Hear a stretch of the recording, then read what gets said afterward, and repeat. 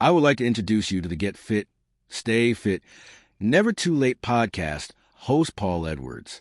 Paul played quarterback for Wagner College from 1978 to 1981. Paul graduated from Wagner College in 1982 with a 3.2 grade point average.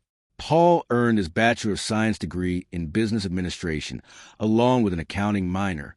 Paul also took many education courses. After graduating from Wagner College, Paul Edwards pursued playing professional football. Paul had tryouts with 3 professional franchises in the United States Football League and 1 franchise in the Canadian Professional Football League. Paul also played 2 years of semi-pro football with the New Jersey Rams. While pursuing a professional football career, Paul had already began his professional business career. Paul started his professional business career as a marketing representative and a major account representative for the Xerox Corporation. At the age of 25, Paul became one of the youngest sales managers in the Xerox Corporation. In 1986, Paul was featured in a cover story in the Black Enterprise magazine. In 1988, Paul started his first small business. Since then, Paul has never looked back. Paul has owned and operated his own small businesses for the past 37 years. Paul believes that if you work at something you like to do, work will be fun.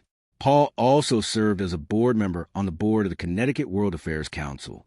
Paul Edwards also teamed up with the New York Knicks to help to bring smiles to the faces of some of the children in Connecticut at Christmas. Paul also posts weekly videos of himself exercising in an effort to encourage people of all ages and from all backgrounds to exercise. Paul is a champion for the message that exercise is great for your mind and body.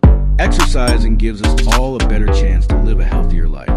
Paul encourages you to first get your doctor's approval and then begin to exercise 3 to 4 days per week. Light exercising is fine.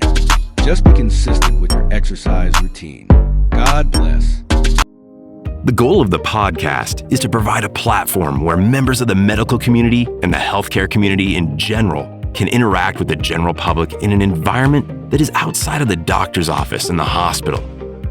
Our podcasts will focus on what are the preventive measures that the general public can take in order to give themselves an opportunity to live a longer, healthier, and the best quality of life that is possible. We will also focus on informing the general public on how to identify warning signs and what to do when we recognize the warning signs.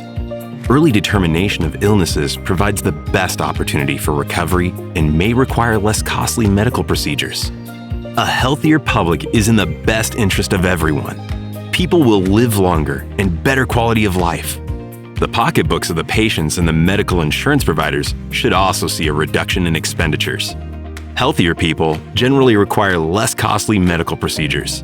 Get fit, stay fit, never too late. God bless.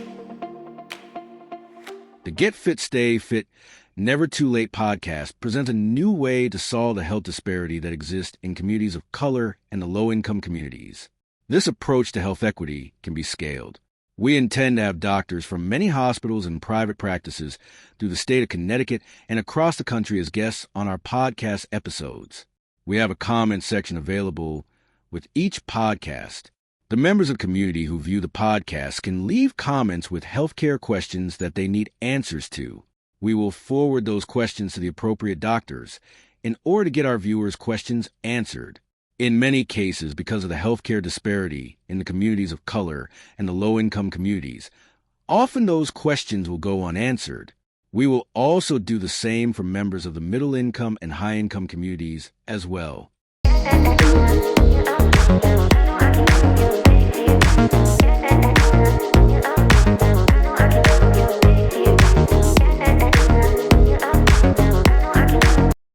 Hello, everyone. Tonight on Get Fit, Stay Fit, Never Too Late video podcast, we're joined by one of the top ophthalmologists in the United States of America and one of the top doctors in the state of Connecticut, Dr. Alan Solinsky.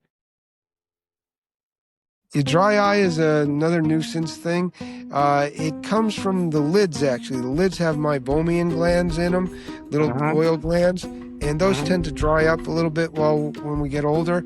I love to recommend for myself and all my patients a heating pad. Actually, at night, you put this little heating pad in the microwave, specifically for the eye. It looks like the eyeglass, size of an eyeglass. You put it in the microwave for about 20 seconds. You lay it on your lids for about 10 minutes. Makes the oil glands work better. That's really getting at the root of the problem for the most part. Putting teardrops in also will help. And then there's medicated eye drops. One of the most famous is Restasis, and then other ones that have come along that are similar to Restasis as well that could help the consistency of the tear film as well. It's the second leading cause of blindness in the world, according to the World Health Organization. So why don't you tell the audience what is glaucoma? Let's start with that. Well, glaucoma is a disease that increases the pressure in the eye, and it affects the optic nerve in the back of the eye. When the optic nerve is affected in the back of the eye, your peripheral vision starts to shrink. So that's why we call it the sneaky thief of sight, because we're all looking straight ahead, okay? And we don't really notice so much that the periphery is decreasing, partly because we have two eyes, and so one eye will compensate for the other.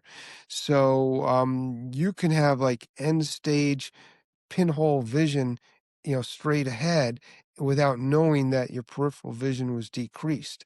And what causes glaucoma? Again, genetics. I'd say 2% of the general population does have glaucoma. It's increased in Afro-American people, and also family history. Hello, everyone. Today on Get Fit, Stay Fit, Never Too Late, we're blessed to be joined by Dr. Mimi Zeman. What screenings would you recommend for women, girls, i.e. PAP, mammogram, HPV, STI, and vaccines do you recommend? And how often and when, at what ages should they start? Just in general, what would your guidance be? Yeah, no, that's a great question, because screening is meant to find out any health issues you have that you may not know, because they tend to be silent, right? And sort of preventive. We know when you get into vaccines, preventing disease that is preventable. I don't know that I could cover all of those things, because that could take us hours, but I will say from a GYN perspective, young women should see a GYN or a primary care provider who has the skills to do GYN, starting at around age 21, somewhere between 21 and 25, because at that age it's important to screen for sexually transmitted infections. It is recommended that all women that age who are sexually active are screened for chlamydia, for example. Chlamydia is a sexually transmitted infection that's very prevalent, and in women is often silent, but can lead to things like chronic pelvic pain and infertility. So we definitely want to do that test. And at that age, we want to start cervical cancer screening, which we used to call PEP tests.